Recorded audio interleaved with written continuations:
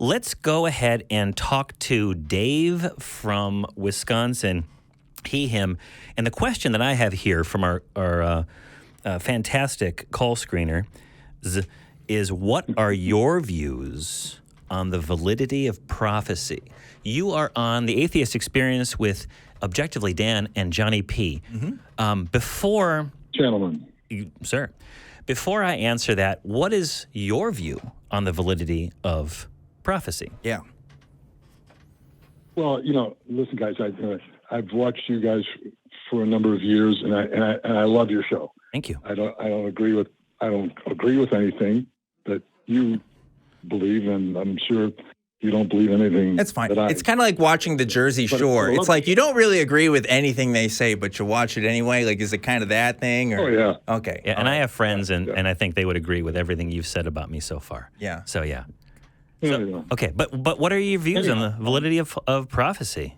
Give us your thoughts. Well, I think it is valid. I think that there's good historical evidence for it. But my particular interest right now, my wife asked me about 7-8 years ago if I would teach a class on eschatology and particularly the Book of Revelation, and I immediately said no. Okay. I kind of came from the camp that, is it pre, is it mid, is it post, is it amil? I mean, I don't get into the argument. So I just kind of say they can all beat themselves up. You take 100 PhDs in theology and line them up and they'll all basically, they might agree on some of the larger contextual stuff, but then it gets to the particulars and I just decided not to enjoy it. Well, she because we're heavily involved in our church, and she asked me about a week later, would I teach Revelation? I said no. And about 2 weeks later, she asked me a third time. I thought, well, for the sake of the marriage, maybe I should say yes. So I did. Okay. And what happened was as I began digging into Revelation, I already knew a lot about it, but so I thought, well, if I'm going to teach, I've got to. Dave, I'm gonna stop you right there. I'm gonna ask you, what are your views on the validity of prophecy? Yeah, this is good stuff, but we only got so much time. So, what are your views? What do you think? I'm guessing you were getting at you read Revelation and you found some truth in it. Is that kind of what you were getting at? Yeah, I think the thing that I'm looking at right now is currently historically, like I said, the bottom line. I really definitely believe that I'm 76. Maybe I'll live in the end times. 15 years or so. Yeah. But are you going to say, wait, hold on. You guys will. I got to ask, Dave, are you going to say that the war with Russia and Ukraine was predicted in the Book of Revelation? No. Oh, okay. That surprises me. I'll give you that. That surprises me because that's been a thing I've been seeing a lot online lately. But all right. No. So you think what exactly? Let's talk about this then. You find the Book of Revelation convincing to you in some way. You think it reflects either our current times or some historical facts. I mean, let's talk about that. What do you think it's talking about? Well, if I look at the Book of Revelation as I already started digging into it. I really, since I had to teach it. I eventually likened it to, driving down the freeway and you see an office building or a commercial building under construction. What do you see? You just see the steel girders. You don't see the cladding. You don't see the colors, the eventual design of the entire building. You got to go to the Old Testament. That's where you start filling in the blanks. So we don't have the time today to go into all of that. Probably not. So it wasn't just Revelation. It was Revelation plus, all the other Old Testament literature that kind of fills in those. Okay, so give us a prophecy. We're laying a nice foundation, to use a building under construction analogy. Sure. So give me one of those prophecies that you think has been. Go ahead. Yeah. I think that the book I really, there are three areas of scripture that I really like that seem to blend, and one is is Nebuchadnezzar's dream. Okay. It was, I guess, from a historical standpoint, do you guys believe that is there any validity to scripture historically? Like, was there a Nebuchadnezzar? I don't know. I believe that there was really? a Rome. I believe that there was a Judea. I believe that there were Pontius Pilate was a person. I believe that some of the historical things that have been independently established through archaeological evidence and I believe Nebuchadnezzar is a real historical figure. Yes. Sure, Babylon. Yeah. Okay, so all right, Money there. That was, because Daniel it was the guys got exiled off to Babylon, and Nebuchadnezzar was the king, and he had a dream. Okay. And about the statue. So it's a statue dream.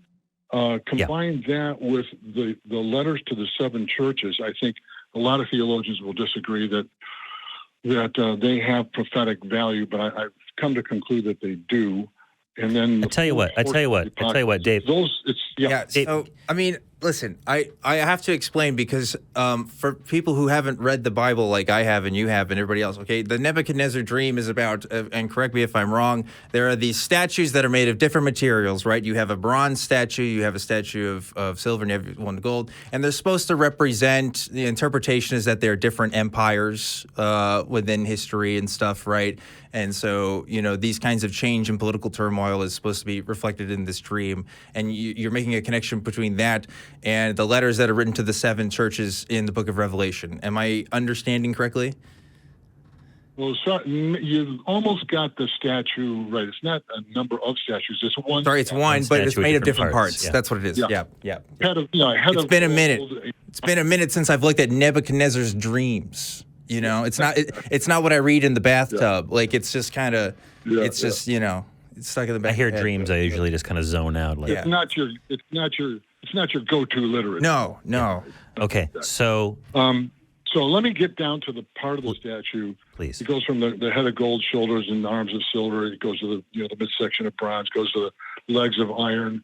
And then what's the interesting part, and a lot of theologians will still. I haven't found many at all. Few who get this particular nuance when it gets down, because the legs of iron empire, but then the Roman Empire started dissolving right around 600, and what began happening was that your houses of Europe began developing, all the houses of royalty. And I'll read this one verse. It's verse 41 in the 2nd chapter of Daniel. It says, "Whereas you saw the feet and toes partly of potter's clay and partly of iron. The kingdom shall be divided, yet the strength of the iron shall be in it. Yes. Just as you saw the iron mixed with ceramic clay, and as the toes of the feet were partly of iron and partly of clay, so the kingdom shall be partly strong and partly fragile. As you saw iron mixed with ceramic clay, they will mingle with the seed of men. They will mingle with the seed of men, but they will not adhere to one another, just as iron does not mix with clay." That was, to me, a key verse. Okay. Because what you're looking at is that segment of history going from around 600 down to the First World War. Okay. The First World War, holy shit, that's a big amount of time. That's like most of recorded history. At least it's a substantial portion. Not most. It's a good chunk. You're going, 600. I think the First World War. I think it's fair to say, Dave, I was trying to get a picture of what you were kind of putting together there, and I'm getting the Texas sharpshooter is what I'm seeing here.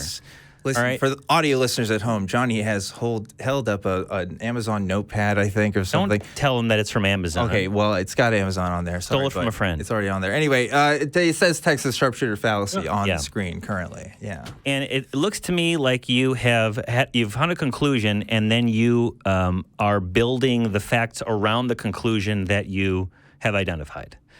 And so it's what it looks like, because I think that if you were to look solely at Nebuchadnezzar's dreams, and without looking at it in the text itself, it would not lead you to determine that those particular empires were the specific empires that were being talked about.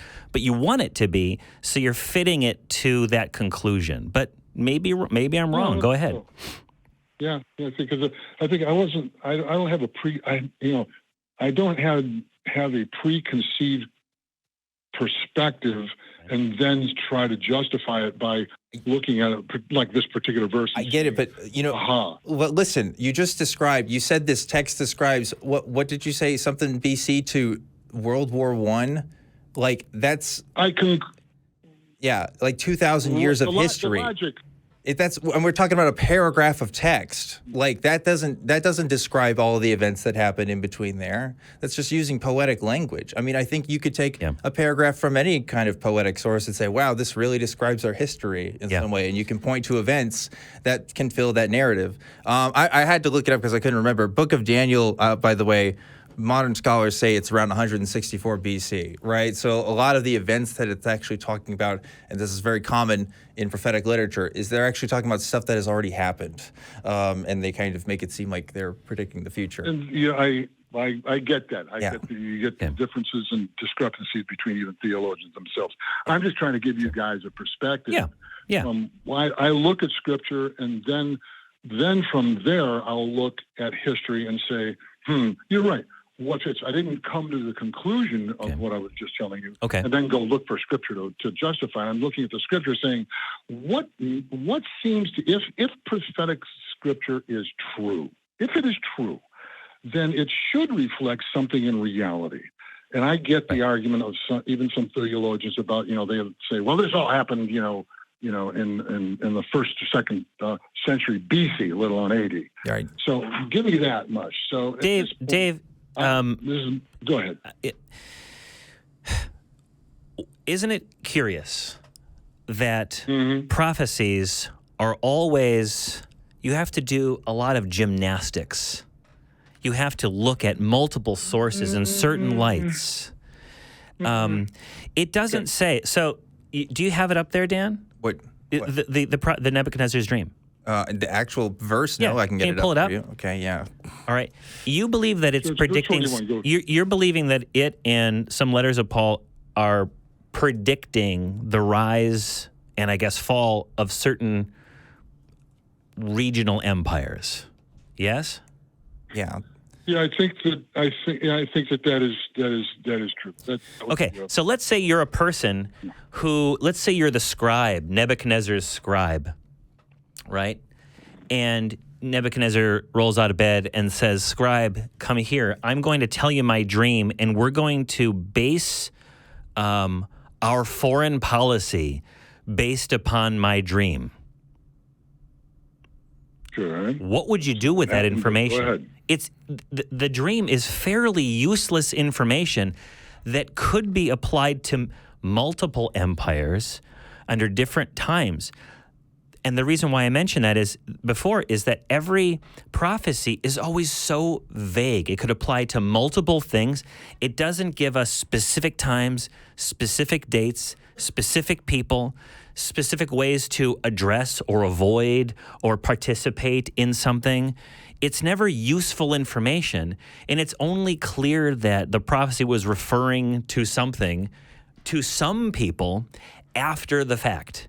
And people fit it. That's exactly right. So it's useless. Exactly right. So it's not a prophecy. No, it's somebody talking, and I'm sorry. No.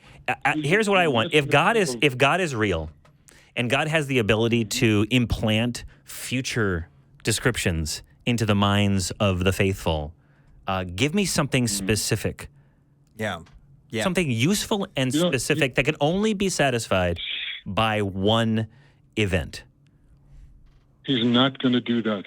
He can't that's do a shame. It seems. No, he can't. Oh, he can, but he's not going to. He chooses not to. Because we're off track now as to the intent of my call. But I know I get it. Don't you think that's interesting that God doesn't provide the exact thing that would actually require us to have a belief in it being true? Yeah. Do you think that that's weird? Yeah. It's the way he works, because it's always.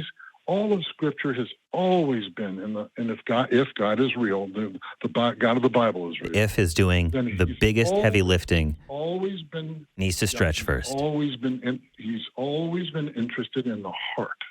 Okay, interested in the ability heart. to perceive the ability to perceive and understand something comes from the spirit, your mind and your spirit. Maybe you guys don't believe in the spirit. I don't think. No, I don't believe in the spirit. I think, Dave, what that means. Dave, I lived my life as a Christian. I've heard this kind of language before. What this means is, look, you need to believe it first before you understand why you believe it.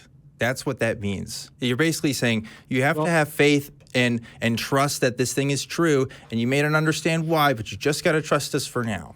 That's all this comes to. Yeah. And you can say this for any other religious group in history that has ever tried to make a prophecy about anything. Oh, I muted him real quick because I think that Dave was... I'll unmute you. Go ahead, Dave. What's your response to that? Your recording system beeped right in the middle of your question. I was just saying, I think you can use this for any kind of religious system, any kind of religious group. You're basically just saying, trust me, bro. You just got to trust the system, man. You got to trust what other people's interpretation of this book is, even if it doesn't make sense, or even if God doesn't give you direct clarity or a direct confirmation that this thing is true. It's always other people. It's always other people telling you what to think about these books and why you should believe it that way. And I got God has never told me how I should interpret these books. It has always been other people, and I think that says something. Dave, what is your response to that? Because I got something to say. Well, my response is that I think that's blind faith. Blind faith is ridiculous. Anybody who believes we agree on that. Blind faith is an idiot. Okay. Okay. Well, Dave. Except Jesus, I guess. Dave, in no other area of life would you accept this level of vagueness, symbolic language, poetry, vagaries, and then make important decisions. In no other area of your life would you do that. I want to buy a car, and you go to the car dealership. They won't show you the car, and they start waxing poetic about the wind and the sound, the music of the beauty of life. And then look, well, I interpret that to mean that I'm going to be going really fast in this car, and it's got a good sound system. It's the only area of life where people accept such kind of, I would argue, vague, poor arguments. Yeah. And they live their entire life around it. They don't question. They don't ask for those hard decisions. And the answer, the acrobatics that you went through, well, God doesn't do it like that. Well, isn't that convenient? Because my accountant has to do it like that. My car dealer has to do it like that. My doctor has to do it like that. The cops have to do it like that, even though they don't all the time. But for some reason, the master of the universe who creates everything can just do interpretive dancing, and that's acceptable. I'm sorry. That's the experts can debate all they want about the meaning of these so-called prophecies, but I think it's just so much circle jerking. I don't know if I can say that. Damn. Yeah. I appreciate your point of view. And But take a breath. All right. Will do. David, any other prophecies besides that one? Well, I was willing to discuss the particulars of the prophecy, and I think you've made a lot of sweeping statements that are not. Well, to be honest, we don't have a lot of time on the show to go through particulars. And I get that. Yeah. So let's just get down to the very, very bottom line. I was simply wanting to go through some historical literature, look at history itself and where it matches, and again, it looks like we're going to completely disagree on everything. So we won't go down that road. What I do see, if I and a good number of other people that study all of this fairly detailed manner, is that Jesus really is God, and he really is going to return. And cool. So what is your evidence that Jesus really, first of all, that God exists, and what is your evidence that Jesus is God? Or anger to return. No, it's not the point of the call. It doesn't really matter if it's your point of the call. You've made some claims, all right, that a lot of experts in the field, or whatever you said, agree to these things. I'm asking you, you said that, God really, Jesus really is God. Okay, so let's start from the top then. Is your best proof that God, and a God entity exists, that is Nebuchadnezzar's dream? Or do you have some other reason that you believe? No, that's not the point of my call. I get it. I get it, Dave. It sounds like you don't want to address that point. You would rather make a claim that Jesus is God. I'm asking you to not just merely make the claim. Don't hide the ball from us. We want to explore it, because if you can convince us right now and all the people in the audience that there is a God. Well, how about if Jesus actually appears to you? All right, cool. Now we're getting somewhere.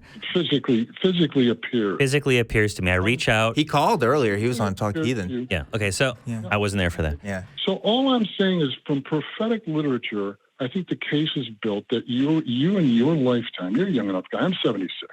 Yeah. But you in your lifetime, you are going to see his return. Yeah. So my point is that just relax. Johnny's a lot older. He's actually 70. He's turning 76 this year. Turning 76 this year. It's been a good run. I didn't mean to interrupt you. Dave, that's a little bit of advice, and I do appreciate it from one of our more experienced humans on the earth. And I'll tell you something. Maybe you can't tell. Maybe you think that I'm worked up. I'm tightly wound like a spring. Hey. I tend to have a good time all the time, and that's good. Yeah. And I care about other people, but don't worry about my stress levels. I'm notoriously relaxed all the time. But you said that Jesus really is God, so I really want, and you kind of took a sidestep. All due respect, 76, you're good. What's your evidence that first God exists, if it's not Nebuchadnezzar's dream, and that Jesus is God? Historically, I look at it, what I always have to look at, what are the ramifications and repercussions of a historical event. And we can't deny that he is Jesus was a significant historical person. Unless you deny that he even existed as a person. Well, I mean, Muhammad also is a historical significant person. That doesn't mean he flew on a horse. Yeah. You can believe somebody existed, but you don't have to believe everything they did. That's right. At least people would say they did is true. Well, sure. You asked me, and I said, well, okay. First of all, I believe that he is a historical person. Okay. Yeah.